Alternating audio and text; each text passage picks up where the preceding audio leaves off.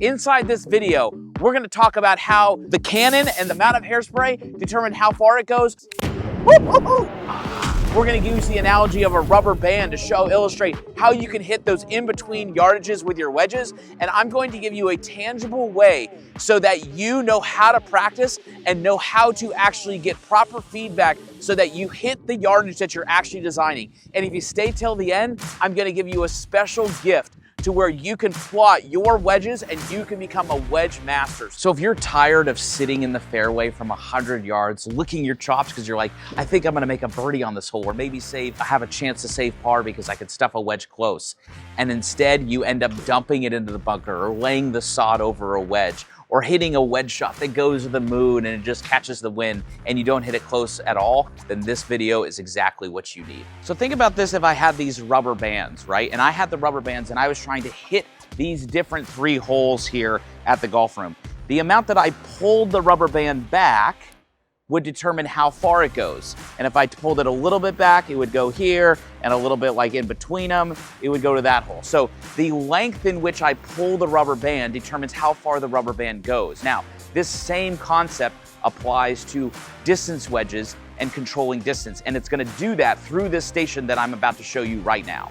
So now I wanna teach you a tangible way to determine how far you're pulling the rubber band back so that you can determine how far the rubber band goes, but obviously in the realm of golf. So now I can do this through this cool $3 practice station where now I can set up and it's going to give me the feedback to tell me how far my arm is going. And I know that when I take my arm to 9 o'clock, that ball will go 80 yards, and it basically works every single time. So now I can calibrate how far my arm is going to determine. Now, when I'm doing this, you essentially have 3 different arm lengths for all intents and purposes when measuring this, right? So when I'm hitting, I have a 9 o'clock arm length where you can see it's determined by my lead arm.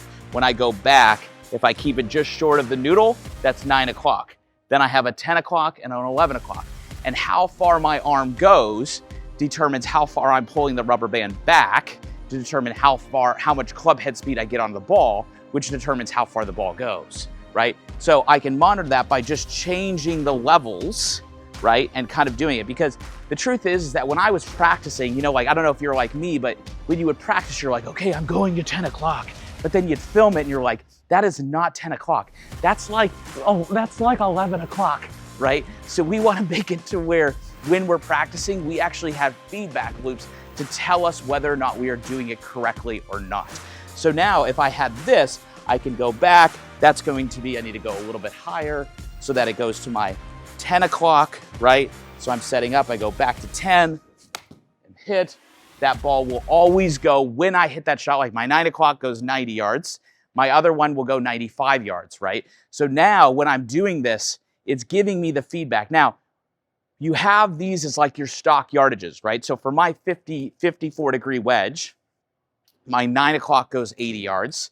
My 10 o'clock goes 95 yards, and my 11 o'clock goes 106 yards, right? Or 105. So what happens is with your wedges, you're gonna have some overlay, and that will help you hit different types of shots. So let me tell you a little bit about how that works. Now, as promised, for being here and watching this video, we're gonna give you a free copy of a Wedge Matrix that you can find in the description of this video. But this is basically the Wedge Matrix. So it's kind of like a tic-tac-toe board. So you can see, like, for my wedges, I have a 50, a 54, and a 58. So what I have is my 50, 54, 58, my 9 p.m., 10 p.m., and 11 p.m. Now, what you're gonna find is that in this matrix, when you do this, you're gonna find overlap. So for example, I have a 50 degree wedge that when I go to 9 o'clock, the ball goes 100 yards.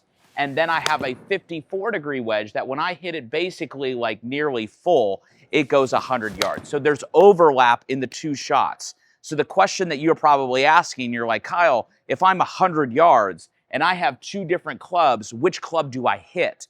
Well, it really comes back to the course management, which if you go back and look at previous videos, you can see the 4 most important questions that you need to ask to change your score. That goes to how is my lie, where do I want to land it, what loft or the wind, and then what club. So let's say, for example, you're going into the wind. Well, if I'm going into the wind, I probably would want to hit the 50 degree. Let's say, for example, I'm playing on greens that are really firm and it's really hard to stop.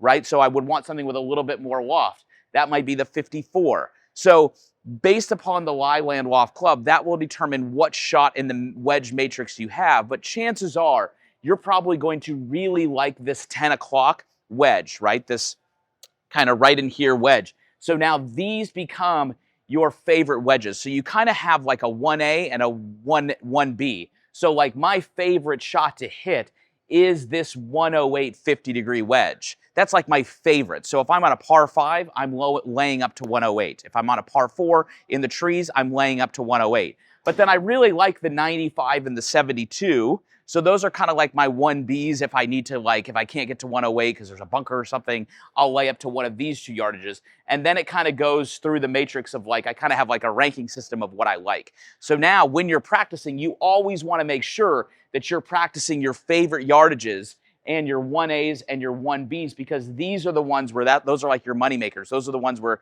you're going to try to make birdies and try to hit it close on par 5, so on and so forth. So let me show you how this actually works with some of the Trackman data so that you can see some of the numbers on how it works with this wedge matrix. So I've got my 50 and my 54 degree. I'm 100 yards away, first hole at Bethpage Black, right? And let's just say, for example, I wanted to have something that went a little higher. I would take my 54, I'd hit my 100-yard shot, which is kind of like that 10 o'clock wedge swing. And you can see this ball will fly a little higher, starting right, curving back, and that will hit.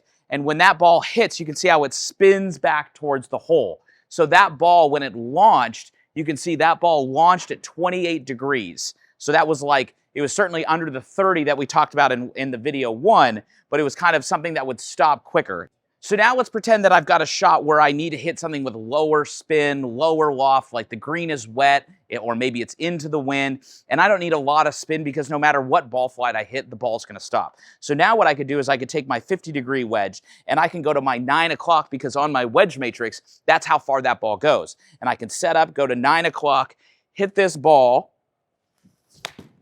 and now that ball is going to flight out lower with less spin. It's basically going to kind of hit and kind of jump a little bit. Like you can see this one won't spin back. It kind of releases and stops. And now I have 2 different shots for 2 different conditions based upon lie, land, loft, club, where I can flight low wedges, I can hit it a little higher, a little lower, and based upon the shot, that's the wedge that I'm going to choose. So if you can do this, you're going to be an amazing distance wedge player.